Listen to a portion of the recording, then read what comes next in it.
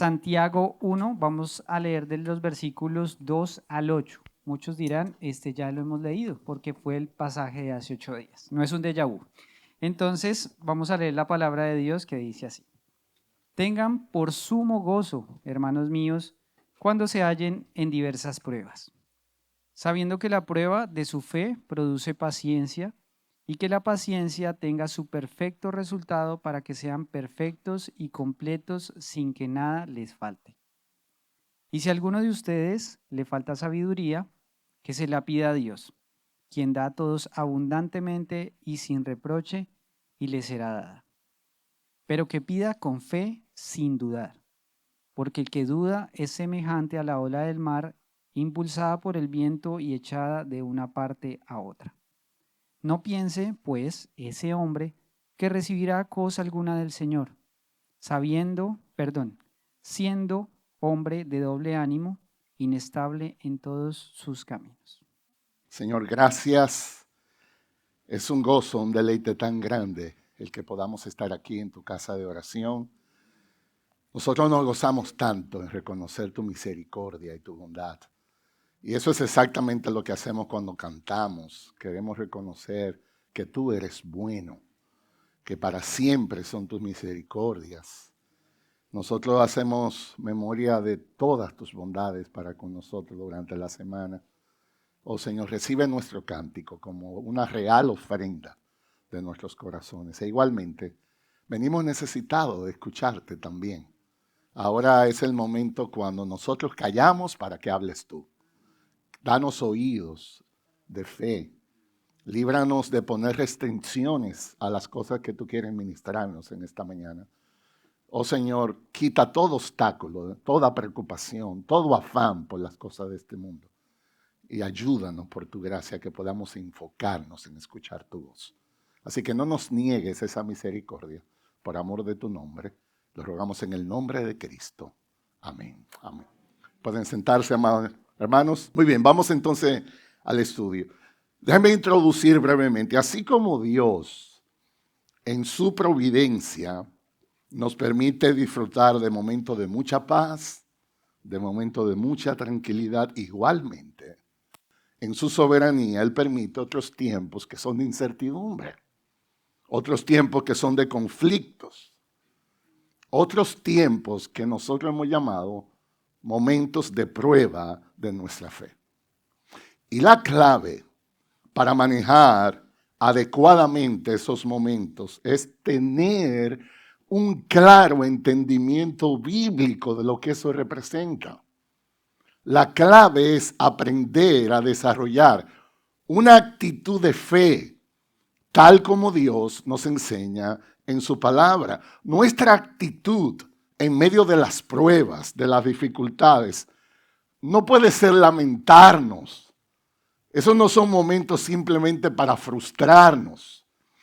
Al contrario, por la guía de su Espíritu, lo que debemos es aprovechar esas oportunidades para poder crecer, para poder madurar. La pregunta es, ¿cómo se hace eso?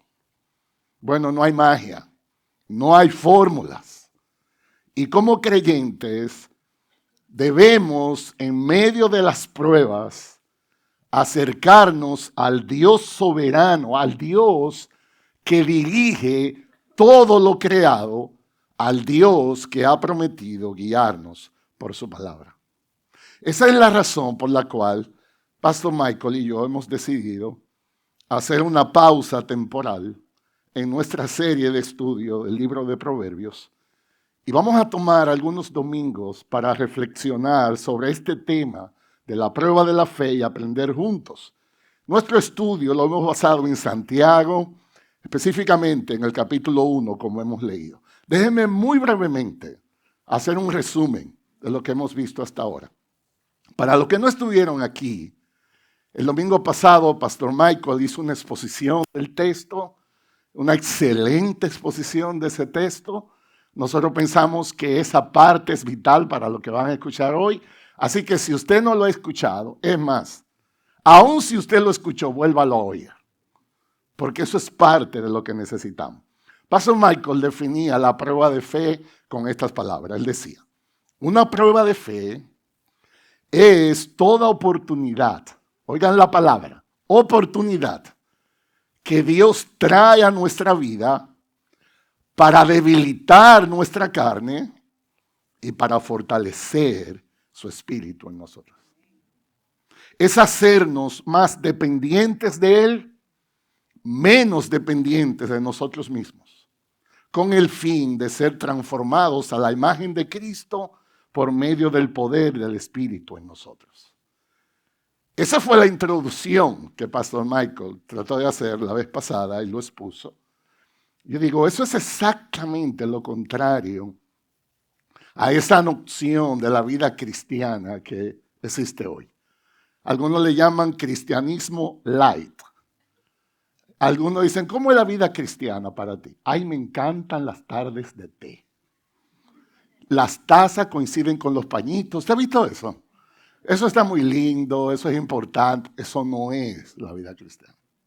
Hay gente que dice, me encantan las fotos. En la iglesia. Entonces los hermanitos nos abrazamos, colombianos, dominicanos. ¡Qué amor tan lindo! Eso no es la vida cristiana. Hay gente que dice, a mí me encanta cantar. Se me salen las lágrimas cantando y adorando. Eso está muy bien, es parte de. Pero eso no es la vida cristiana. La vida cristiana, para ser definida, tiene que incluir pruebas de fe. De lo contrario, nuestra visión es demasiado simple. Yo recuerdo, siendo todavía un joven pastor, realmente yo llegué al ministerio enamorado del estudio de la Biblia, enamorado de enseñar, enamorado de predicar. Y la iglesia allá en la República Dominicana, pues me eligió, fue todo un proceso. Pero yo tenía, creo, una visión muy simple de lo que era el ministerio. 1 mes y medio de yo haber sido ordenado. Había una hermana de la iglesia que estaba casada con un hombre incrédulo y ese hombre se ahorcó. Y cuando me llamó, yo llegué junto con la policía. Y yo tuve que ayudar a desmontar el cadáver de donde estaba. Y yo dije, ven, pero eso no fue lo que a mí me dijeron que era el ministerio. Unos meses después, tuve que ir a la morgue del hospital a identificar un cadáver de un familiar de la iglesia. Y yo no sé si fue un entrenamiento especial o qué fue, pero el primer año me demostró, esto no es tan sencillito. ¿Ustedes van captando la idea? La vida cristiana es una vida de gozo, es una vida de esperanza, pero eso no es una vida simple. Y eso es lo que Santiago está tratando de enseñar, como veíamos el domingo pasado. Dice aquí en Santiago, capítulo 1, el texto que leímos. Déjenme leer versos 2 y 3 otra vez. Tengan por sumo gozo, hermanos míos, cuando se hallen en diversas pruebas, sabiendo que la prueba de su fe produce paciencia. Nosotros de ahí deducimos muchas cosas. Todavía está la introducción de nuestro estudio de hoy, ¿ok? Las pruebas son inevitables, porque dice cuando se hallen en diversas pruebas. No dice si se hallan, sino cuándo, porque es seguro que eso va. Con excepción de aquellas dificultades que vienen por nuestra desobediencia directa a la palabra de Dios. La mayoría de las pruebas vienen como parte de la providencia de Dios sobre nosotros. No son materias selectivas en nuestra carrera de fe. Por el contrario, forman parte del plan de Dios con nosotros. No las elegimos, vienen por imposición. La pregunta no es si vendrán, la pregunta es cuándo vendrán. Usted puede tener maravillosamente un plan de viaje y el avión lo deja en el aeropuerto. Eso no es tan sencillo evaluar. Bueno, ¿cómo tú respondes cuando vienen esos asuntos? Usted tiene un presupuesto muy organizado y hay un problema de salud y viene un gasto extra al presupuesto que no estaba contemplado. Usted tiene una iglesia que Dios está bendiciendo y creciendo y se alcanza un local maravilloso, que todo el mundo está animado. Le dedican casi 2 semanas a ponerlo bonito y luego Dios dice, espérate, que hay un problema ahí. ¿Cómo tú respondes a eso? Son asuntos inevitables. Otra cosa es, esas pruebas son variables. Porque dice el texto, cuando se hallen, ¿cómo dice la palabra? Diversas. ¿Usted sabe lo que significa la palabra diversas? Hay pruebas de salud, hay pruebas económicas, hay pruebas de relaciones, hay pruebas de pérdidas, etc. No hay una sola categoría, no hay una sola clasificación. Es como una buena alimentación. Las personas que saben mucho, aquí hay varios hermanos que saben mucho de eso, ellos dicen que hay que incluir proteínas, carbohidratos, frutas, vegetales. Eso requiere un balance para el crecimiento de la fe. Igualmente, es necesario ser probados por diferentes ángulos de nuestra vida para que podamos crecer, para que podamos ser fortalecidos. Lo otro es, esas pruebas son impredecibles. Dice cuando se hallen en diversas pruebas. Ellos no avisan, son inesperadas, a veces inadvertidas, inimaginables. De hecho, eso es parte de la naturaleza de estos eventos para que sean una prueba. Esos eventos son diseñados por Dios para medir nuestra capacidad de reacción rápida, sin mucha planificación. Muchas de esas dificultades que enfrentamos no habían sido previstas, llegan en el momento. Y algo más es que estas pruebas tienen un propósito.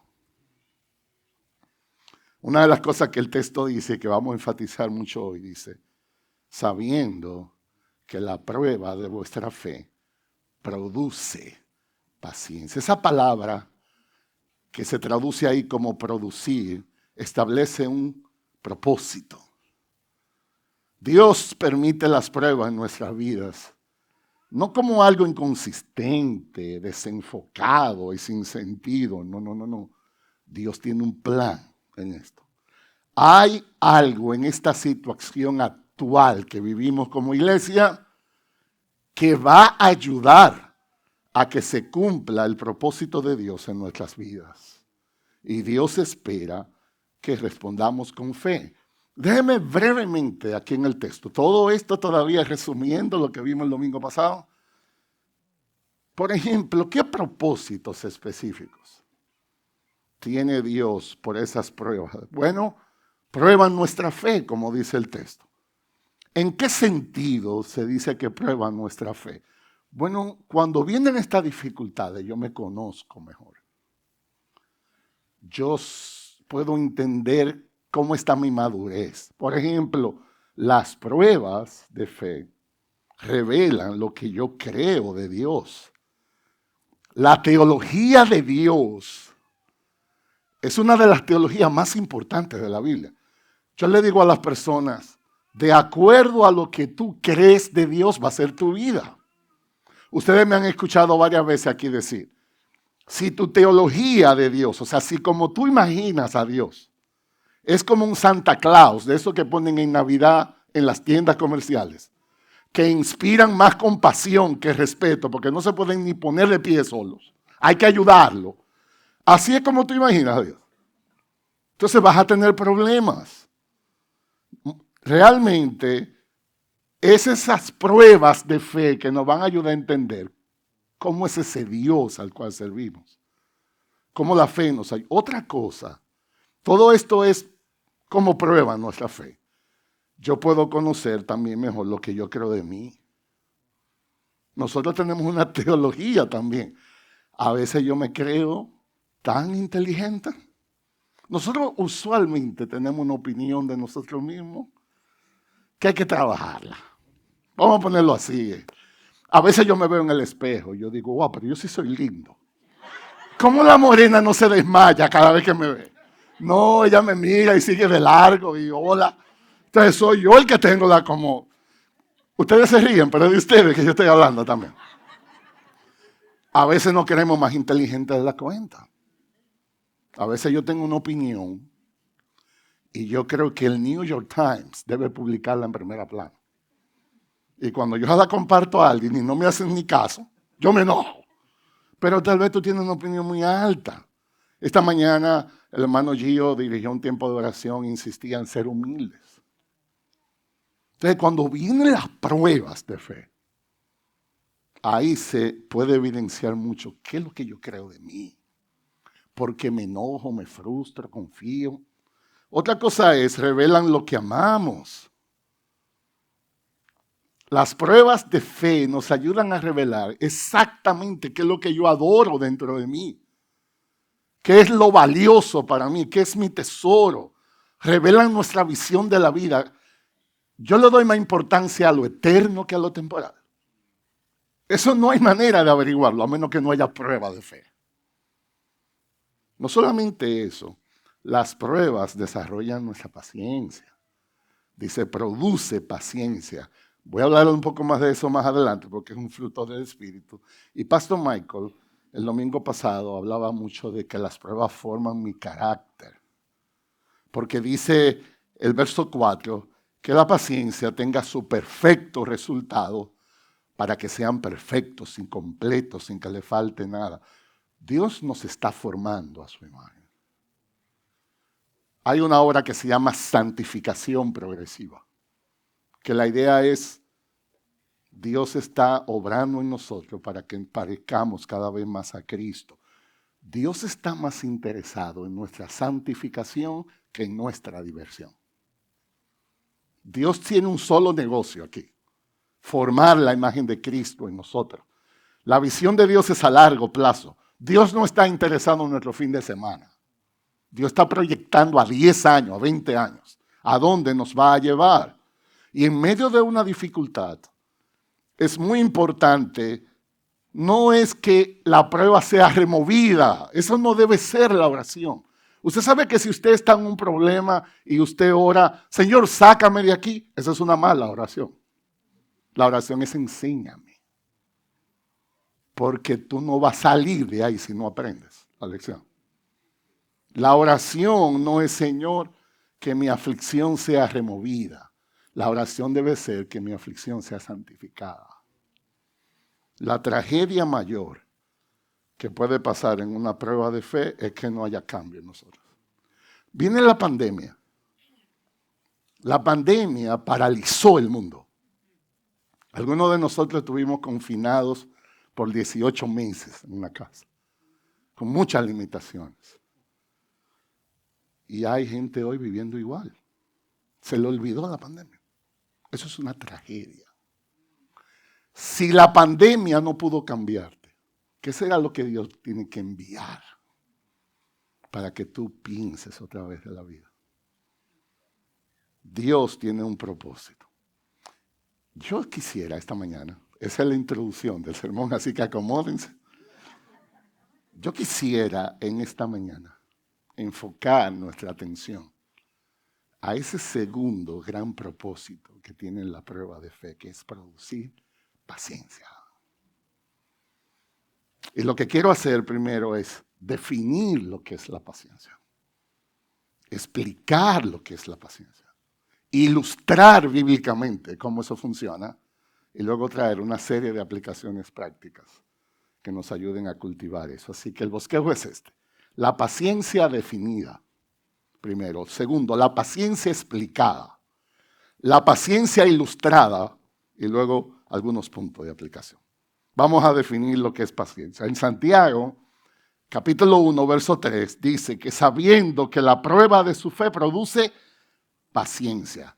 Esa palabra en el original se llama upomoné. Es una palabra compuesta que consta de dos cosas. Hipo, que significa estar debajo de algo, y luego dice menor, que significa permanecer, quedarse ahí. Entonces, paciencia implica esta idea, permanecer bajo una gran presión sin ceder. Mantenerte bajo una carga y algo sin rendirte. Ese es el significado que está aquí. Cuando Santiago dice produce paciencia, el término no se refiere únicamente a que tú esperes. Esa no es la idea, sino la resistencia, la firmeza que se desarrolla a través de esas pruebas. Es esperar y continuar. Esa es la idea que hay ahí. Déjeme mostrarle la misma palabra en otros textos del Nuevo Testamento. A veces nosotros cuando estamos estudiando lo que hacemos es esto. Si hay una palabra ahí en el texto que tiene una gran importancia, vamos a ver cómo los autores inspirados usaron la misma palabra en el original en otros sitios y eso nos ayuda a entender mejor el contexto. Romanos 5, versos 3 y 4. Romanos capítulo 5, versos 3 y 4. Dice el apóstol Pablo. Y no solo esto, sino que también nos gloriamos en las tribulaciones, sabiendo que la tribulación produce ¿qué? Paciencia. Ahí está la misma palabra de Santiago. Y la paciencia, carácter probado, y el carácter probado, esperanza. ¿Qué vemos aquí en la manera como el autor inspirado usa la palabra paciencia? Bueno, esto está vinculado al desarrollo del carácter. Esto está vinculado a una esperanza que viene por causa de una dificultad o tribulación. Eso es muy importante cuando hacemos paciencia. La dificultad va a hacerme más fuerte en esperanza de Dios. Hebreos capítulo 10, verso 36. También usa el mismo término. Dice el autor de Hebreos, porque ustedes tienen necesidad de paciencia para cuando hayan hecho la voluntad de Dios, obtengan la promesa. A un grupo de hermanos en dificultad, en persecución, el autor inspirado dice, una de las mayores necesidades que ustedes tienen es paciencia. ¿Ustedes saben por qué? Porque si es así, ustedes podrán alcanzar la promesa de Dios. Entonces, paciencia en el texto es visto como una cualidad necesaria para recibir lo que Dios ha prometido. No te rindas antes, espera, Dios te ha prometido. La paciencia es eso que me ayudará a perseverar. Y el otro texto que quiero citarle, segunda de Pedro 1 al 6. Después que veamos esos textos, vamos a hacer un sancocho ahora, para ver la palabra completa. Segunda de Pedro, capítulo 1, verso 6. Otra vez, la misma palabra en el original que se usa en Santiago aparece aquí. Dice, por esta razón también, obrando con toda diligencia, añadan a su fe virtud, a la virtud conocimiento, al conocimiento dominio propio y al dominio propio perseverancia. Esa palabra que en español se puso perseverancia es la misma palabra en griego que se tradujo como paciencia ahorita. Dice, al dominio propio, perseverancia o paciencia, y a la perseverancia o paciencia, piedad, a la piedad, fraternidad, a la fraternidad, amor. Y en ese contexto, entonces, paciencia es una virtud que se añade a otras cualidades cristianas en el proceso de crecimiento espiritual. Si nosotros ponemos todo eso junto, ¿cómo entonces explicar la paciencia? Es mi segundo punto. La paciencia explicada. Puedo decir, hay tres maneras que el contexto de la paciencia incluye. Cuando decimos paciencia, estamos hablando de una perseverancia activa. Perseverar activamente. Eso es muy importante entenderlo. La paciencia no es simplemente una actitud pasiva de esperar. No, eso conlleva algo proactivo, que la fe mantiene, la esperanza en las dificultades. Miren la idea. Paciencia no es que usted está en la sala de un hospital, en el consultorio del médico, esperando que lo llamen. Eso no es paciencia. Paciencia es lo que vemos en esos atletas, ahora que están los Juegos Olímpicos, que ellos dan la última vuelta para ganar el maratón. Es una perseverancia. No sé si ustedes han podido ver los Juegos Olímpicos que están aquí. A veces esos vueltas que dan de que no sé si son 2000 metros, no recuerdo bien eso. Señores, son qué sé yo cuántas vueltas a un estadio olímpico. Y quienes ganan son aquellos que se mantienen perseverantes en su velocidad. Esa es la idea de la paciencia. En un sentido, es persistir a pesar de las dificultades. Se trata de mantener una actitud firme, constante a lo largo del tiempo, a pesar de las pruebas y aflicciones.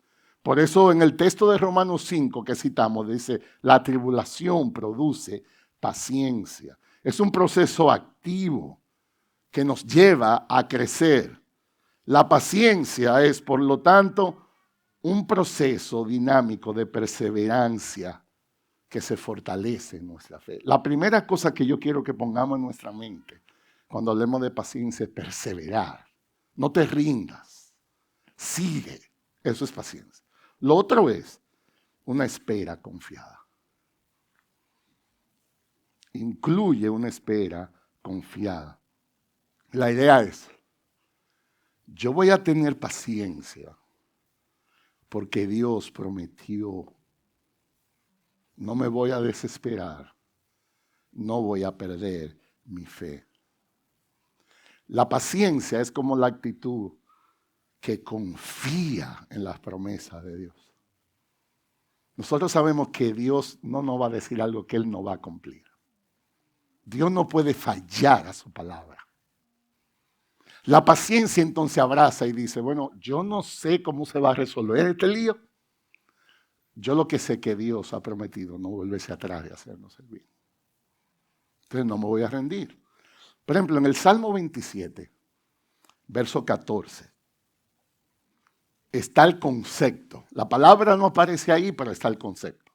Salmo 27, 14 dice, espera a Jehová, esfuérzate, aliéntese tu corazón. Sí, espera a Jehová. La Nueva Versión Internacional traduce el texto así. Pon tu esperanza en el Señor. Cobra ánimo. Anímate de valor. Pon tu esperanza en el Señor. ¿Están entendiendo la idea? Sí, no me dan los números. Me estoy desesperando. No se resuelve la situación. Yo pensé que nos íbamos a mudar el domingo pasado. Y los domingos pasan. Yo pensé que me iban a pagar la semana pasada. Y tengo que hacer un pago. No sé cómo se va a resolver. La idea es, espera en Dios, tranquilo. Dios no está de vacaciones. Dios no está tan ocupado que no pueda atender tu caso. Entonces miren cómo se combina. Es esperar en Dios en un momento adecuado y animarme sabiendo que Dios no me va a fallar. ¿Ven las cosas cómo se combinan ahí? La paciencia entonces, confianza en el plan divino, en el tiempo perfecto de Dios.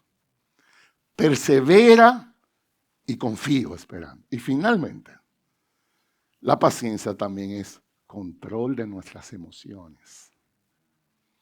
Control de nuestras emociones.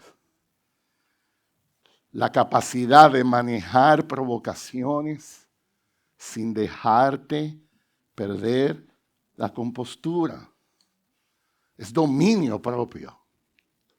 Miren conmigo Proverbios, capítulo 14, verso 29. Proverbios, capítulo 14, verso 29. Dice, el lento para la ira tiene gran prudencia, pero el que es irascible ensalza la necedad.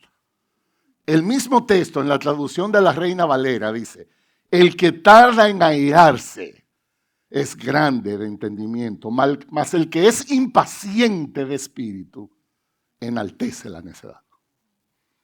¿Ven la paciencia ahí?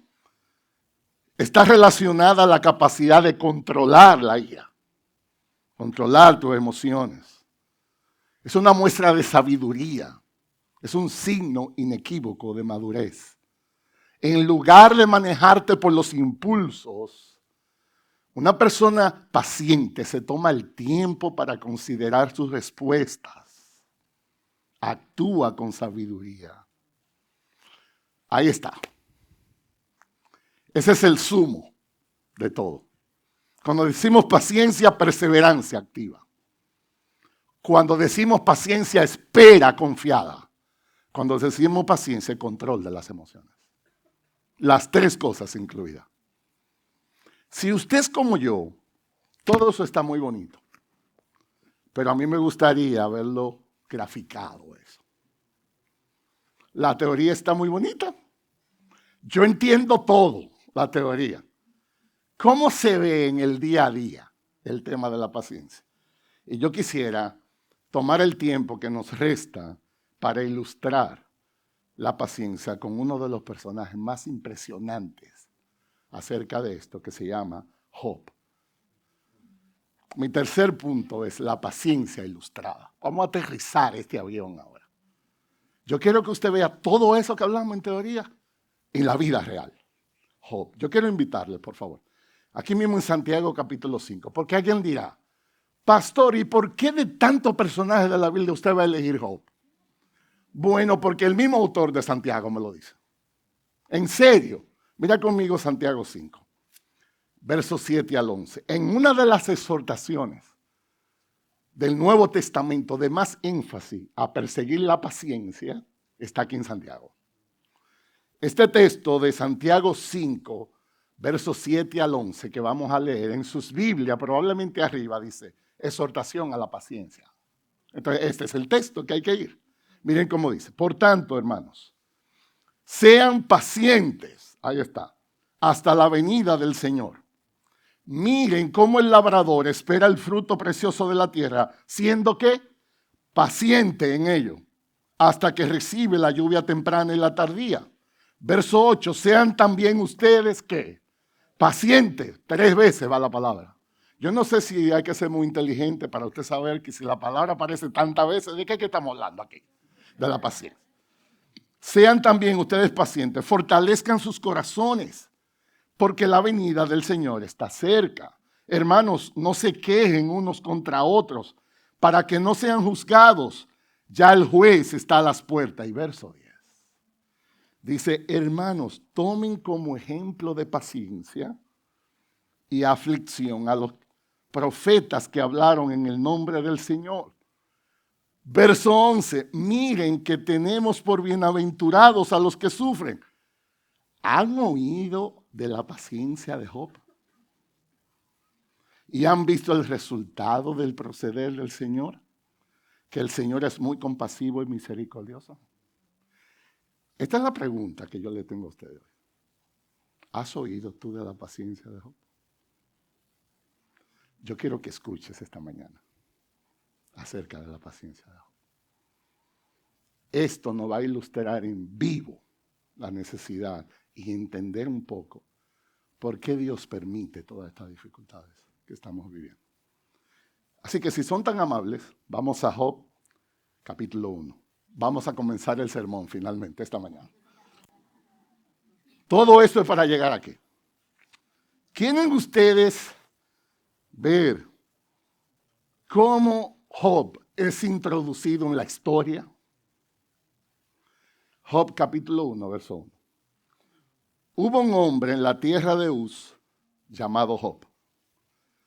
Aquel hombre era intachable, recto, temeroso de Dios y apartado del mal. ¿Usted está oyendo cómo lo describen? A ver, si es de ti y de mí que se va a introducir a alguien en nuestra vida, ¿qué van a decir? Este hombre era complicado para comer. Este hombre era impaciente. Este hombre, esta mujer, ¿qué dirían? El autor inspirado de Job, para que entiendan el calibre espiritual de este hombre. Eso fue lo que se le ocurrió decir para describirlo. Es interesante entonces que aunque Job es justo, recto, Dios permitió que fuera probado con grandes aflicciones. La historia es esta. Satanás argumenta con Dios que la fe de Job solo existe por todas las bendiciones que Dios le ha dado. Es como si Job dijera así, cualquiera cristiano, con todo lo que Job disfruta. Satanás dice, yo estoy seguro que si todas esas bendiciones le fueran quitadas, Job maldice a Dios. ¿Y saben lo que sucedió? Para demostrar la fidelidad de Job, Dios permite que Satanás cause mucho sufrimiento en su vida. Lo único que le impidió fue que le quitara la vida. ¿Quieren ustedes oír las pruebas de Job? Porque recuerden, la pregunta es, ¿has escuchado de la paciencia de Job? Vas a oír bastante hoy de la paciencia de Job. Oye las pruebas. Voy a mencionar algunas. Pérdida de sus bienes y su ganado. Job pierde toda su riqueza en un solo día. Sus rebaños, sus propiedades son destruidas, son robadas. Lo que era un signo de bendición y estatus en su tiempo le fue quitada en un solo día todo. Vamos a empezar por ahí. Imagínate tú que te quiten el carrito, la casita, la cuentecita de banco. Ve tratando de ilustrarte en tu vida el asunto. No solamente eso, la muerte de todos sus hijos. Un viento fuerte derriba la casa. Miren conmigo Job capítulo 1, versos 18 y 19. Estamos hablando de todo lo que Job, la prueba de fe de Job. Mientras, dice el verso 18 y 19, Job capítulo 1, mientras éste estaba hablando, vino otro y dijo, sus hijos y sus hijas estaban comiendo y bebiendo vino en la casa del hermano mayor, y entonces vino un gran viento del otro lado del desierto y azotó las 4 esquinas de la casa, y ésta cayó sobre los jóvenes y murieron. Solo escapé yo para contárselo a usted. Esta es la pérdida más devastadora que Job pudo experimentar. Como si eso no fuera poco, también la prueba de la fe incluyó su salud. Job es atacado con una enfermedad horrible sobre su cuerpo, llagas. Miren conmigo aquí mismo en Job capítulo 2, verso 7.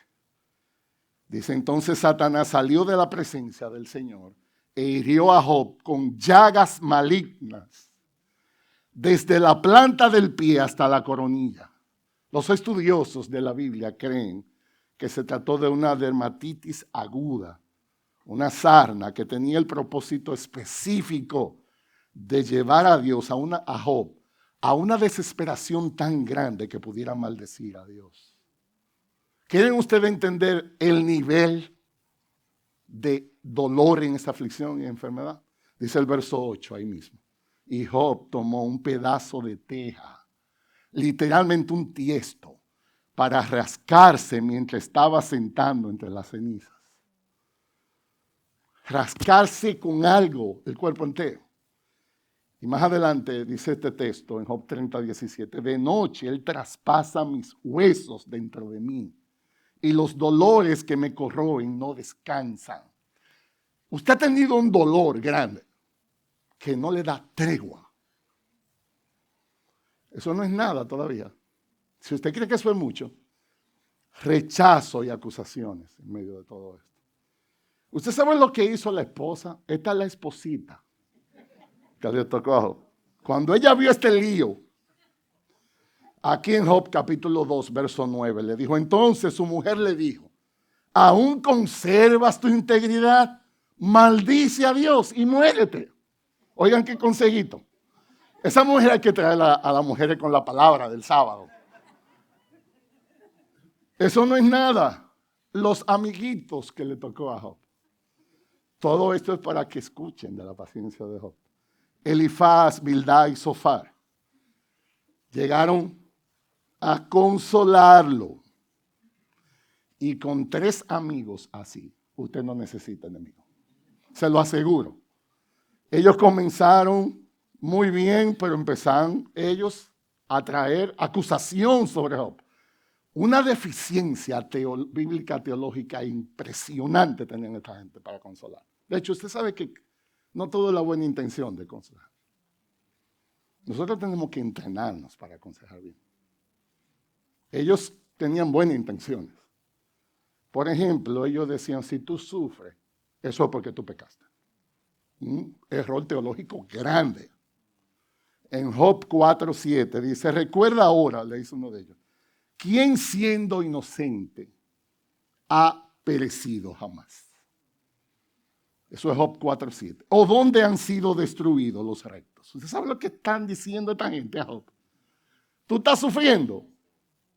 Hay un movimiento allá afuera que se llama Pare de Sufrir. ¿Usted ha oído eso? Ay, caramba.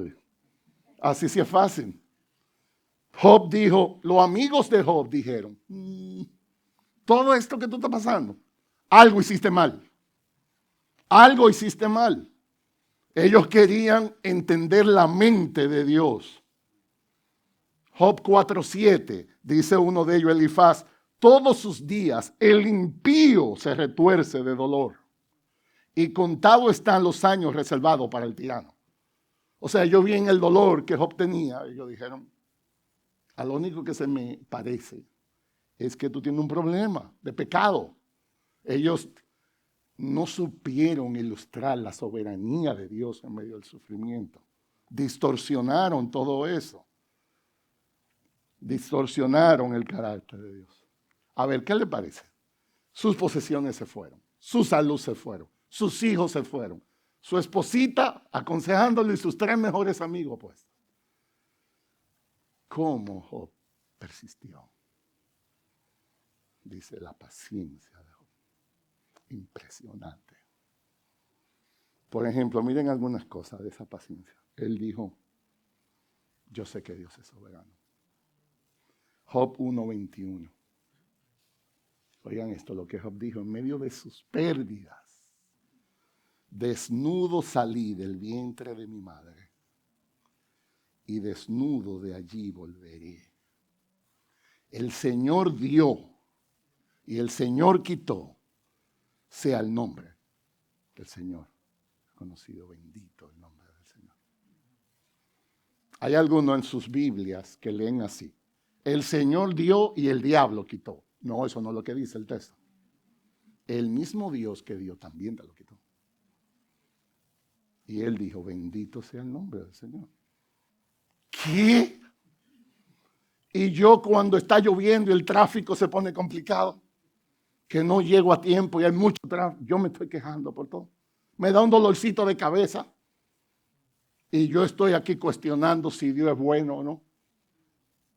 ¿Ustedes están entendiendo la idea? ¿Cómo Job fue paciente? Él tuvo fe. No solamente eso, él perseveró hacia adelante. Él no se rindió a pesar de su dolor, a pesar de su angustia. Miren cómo dice Job capítulo 13, verso 15. Job capítulo 13, verso 15. Aunque él me mate, en él esperaré. Ustedes pueden creer esto. No hubo un solo instante en que Job se confundió en esto. No hubo un solo instante en que él dudó de la bondad de Dios.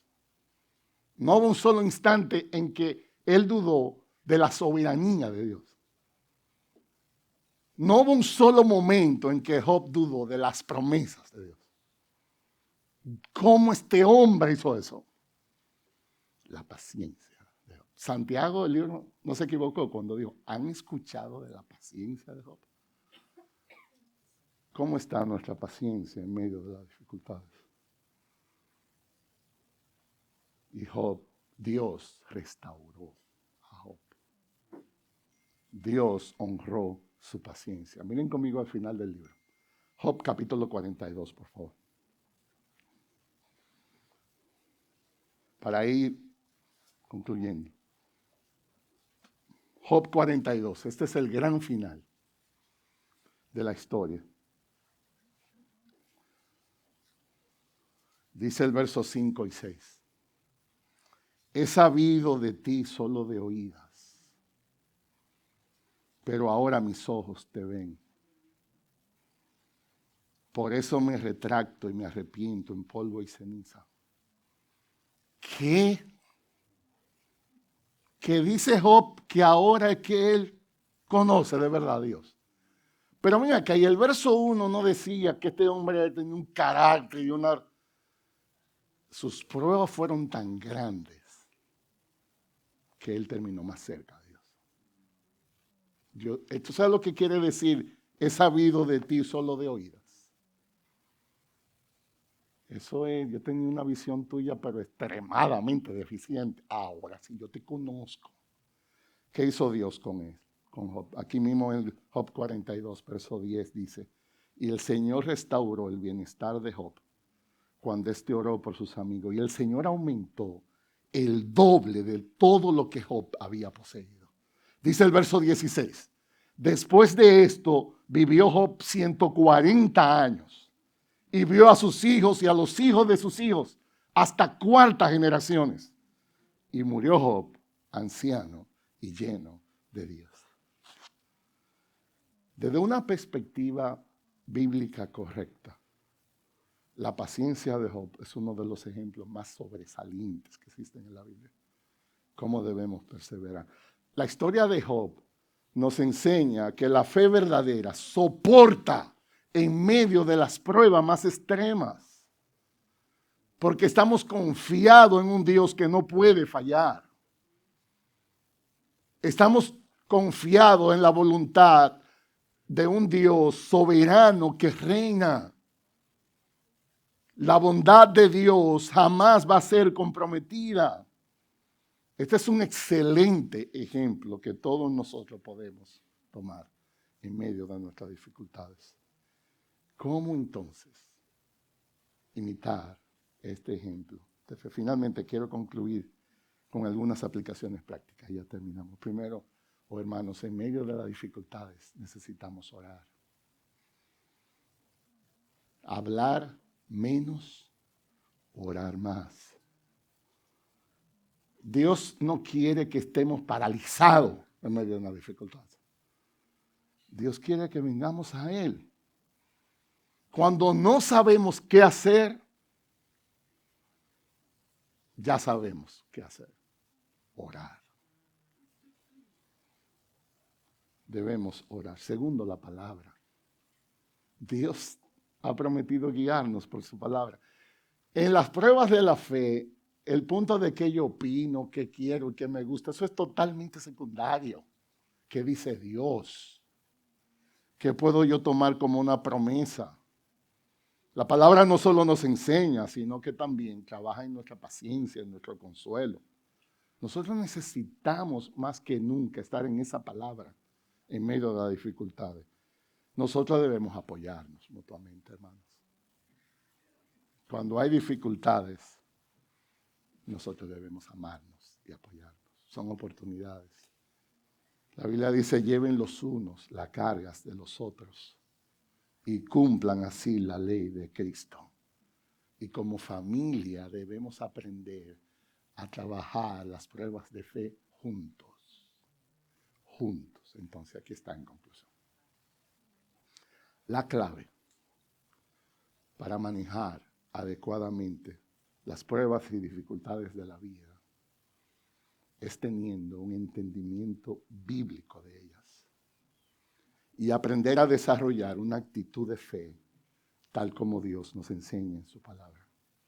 Uno de los frutos inequívocos que podemos cultivar como parte de las pruebas de la fe es la paciencia. Una perseverancia activa a pesar de las dificultades. Una espera confiada en esas promesas de Dios. Un control de nuestras emociones, no dejando provocarnos por las dificultades. Entonces nuestra oración, que el Señor nos ayude. Que el Señor nos ayude. Que como iglesia, en medio de las dificultades que enfrentamos, podamos ser pacientes. Podamos crecer en fe. Podamos confiar en sus promesas. Oremos. Padre, gracias. Muchas gracias por tu misericordia, Señor, que son nuevas cada mañana. Gracias por hablarnos. Estamos tan necesitados de ti, Señor. Sabemos que hay situaciones que escapan en nuestro control, en nuestra vida privada, familiares, aún como iglesia. No lo queremos ver simplemente como algo negativo. Danos los ojos de fe para verlo como una oportunidad. Esto no escapa al control tuyo. Esto es parte de tu plan con nosotros. Entonces ayúdanos a no despreciar la oportunidad de estas pruebas. Oh Señor, que no desperdiciemos la oportunidad. Danos ese espíritu de Job, que a pesar en su dificultad, él confió. Él no se rindió. Él siguió esperando en ti porque tú no vas a fallar. Ayúdanos a confiarte. Tú has levantado esta iglesia. Tú la has sostenido hasta aquí. Tú sigues obrando maravillosamente en tu iglesia. Entonces, ¿cómo vamos a dudar que tú habrás de hacer todo lo que sea necesario? Así, Señor, que danos ojos de fe para rendirnos a ti. Danos gozo en medio de estas dificultades y que en medio de estas pruebas, gracias sobre gracia, pueda glorificar tu nombre. Te amamos y damos gracias en el nombre de Cristo. Amén.